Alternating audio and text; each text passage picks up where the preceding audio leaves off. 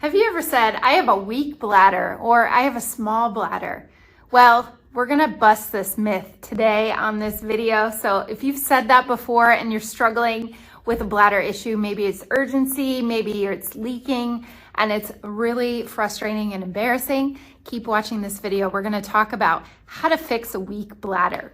Now, if you've seen any of my other videos, I love to describe bladder problems and what actually could be the case. If you have a bladder problem and you have not addressed the muscles around it, well, you're gonna learn how to actually fix it. And myself as a pelvic floor physical therapist, how I help my clients get through this frustrating bladder issue.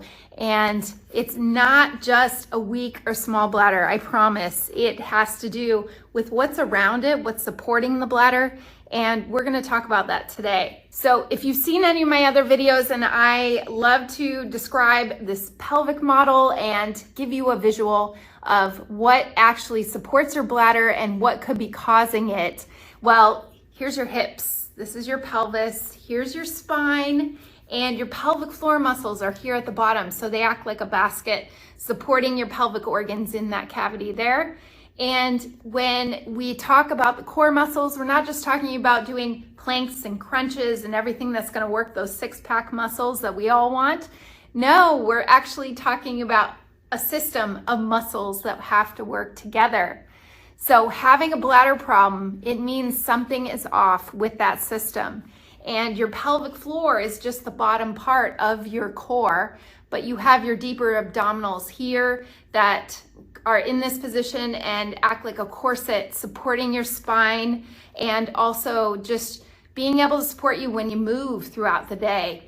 Then you have your diaphragm, which is your breathing muscle here at the top part of your core, and your multifidus muscle, which is the stabilizing muscle along your spine. So those four areas, they have to work together like a system. And if you're thinking that it's a weak bladder or a small bladder issue, well, it could be these muscles aren't working correctly. So now, what do you actually need to do to solve this problem? You don't have to live like this. I have many women that come see me that end up wearing dark colored pants all the time. Maybe they're wearing a pad, they're afraid to go out in public because they're always looking for the nearest restroom. Well, you don't have to live like that.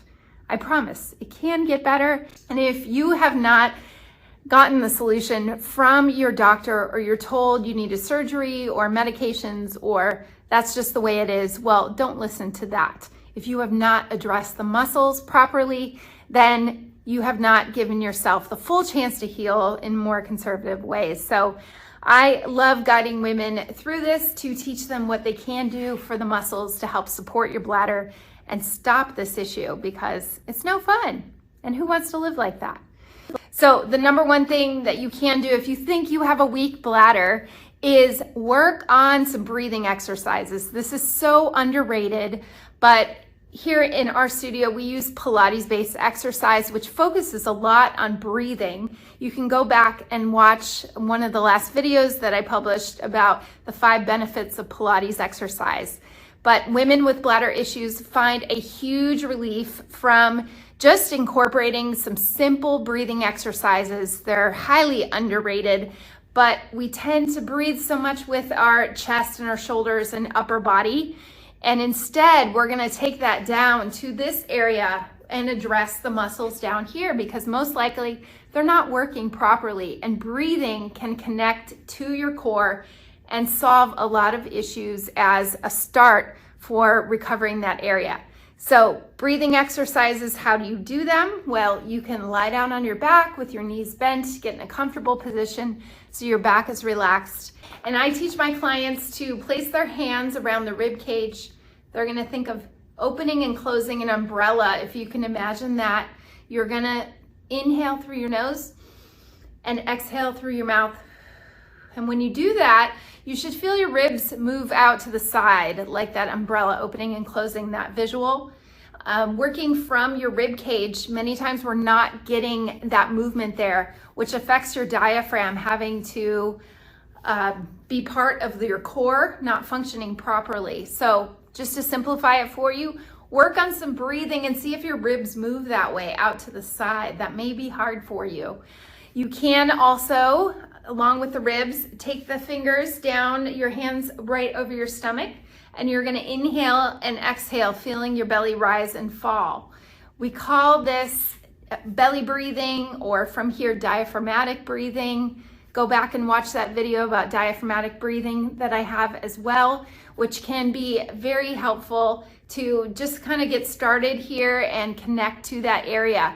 Because when you're breathing from down here, your pelvic floor muscles are gonna kick in and start remembering how they should be working properly. Now, number two, many times if you have a lot of tightness in your hips, you can't sit on the floor with your legs in crisscross applesauce and sit cross-legged. That tells me that your hips are really tight and you can't actually lengthen your pelvic floor muscles. So what can you do? You can do some yoga style stretches. You can get in child's pose with your knees far out wide. You can work on cat-cow stretches, and you can work on happy baby or pigeon pose if you know what any of those are in yoga. Anything where you're really opening the hips and lengthening those muscles. Being able to get in a cross-legged position, if you can't do that, that tells me that those hips are really tight, and therefore your muscles down there aren't going to work properly. So hip mobility, hip flexibility, hip opening type of exercises are going to be so helpful.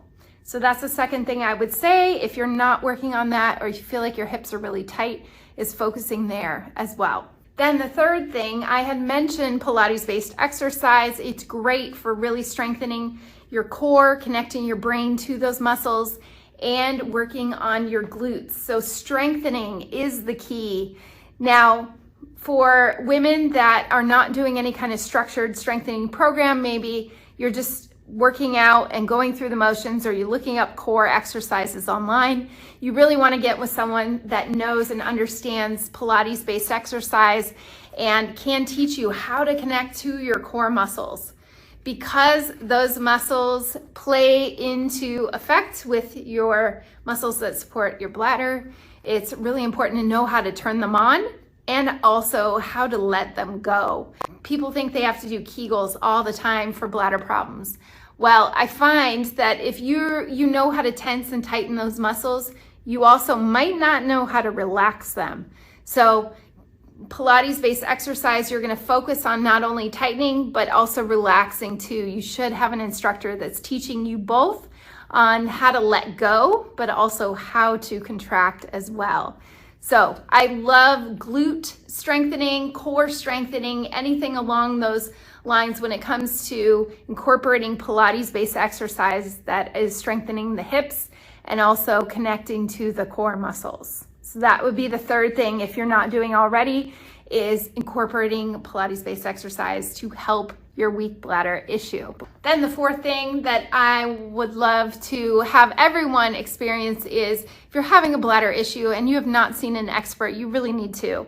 So your doctor probably won't tell you to go see a pelvic floor physical therapist. They might recommend that you wear Depends, you take a medication, or maybe you need a surgery.